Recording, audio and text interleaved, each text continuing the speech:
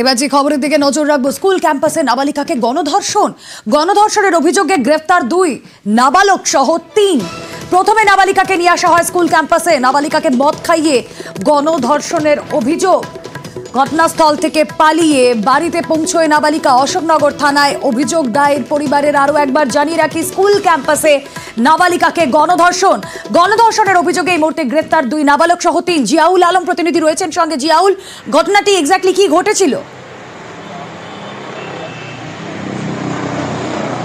দেখো, একেবারে অশোকনগরে বৃহস্পতিবার রাতে অর্থাৎ এক নাবালিকাকে প্রেমের জালে ফাঁসিয়ে এক নাবালক তাকে নিয়ে আসে। প্রথমে নিয়ে আসার পরে তাকে মদ্যপ অবস্থাকে আর কি ঠান্ডা পানীয়র সঙ্গে মদ্যপ করানো হয় এবং যখন তিনি বেহুশ হয়ে যায় সে নাবালিকা, তারপরে সেই নাবালক প্রেমিক একের পর এক তার বন্ধুদেরকে ডাকে। তাদের মধ্যে আরও 2জন নাবালক বন্ধু ছিল, অর্থাৎ সেই নাবালক প্রেমিকার বন্ধু ছিল এবং সঙ্গে আরও একজন ছিল। মোট 3 জন তাকে গণধর্ষণ করে এমনটা অভিযোগ।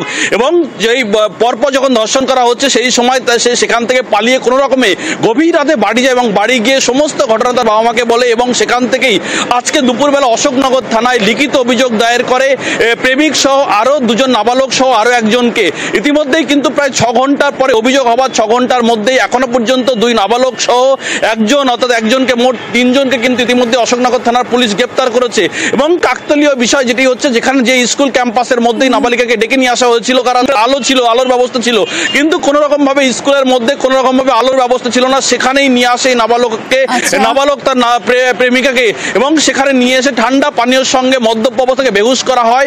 তারপর অবশ্যই এই ঘটনার তদন্তে কি উঠে আসে আমাদের নজর থাকবে। ইতিমধ্যে 3 জনকে গ্রেফতার করা হয়েছে।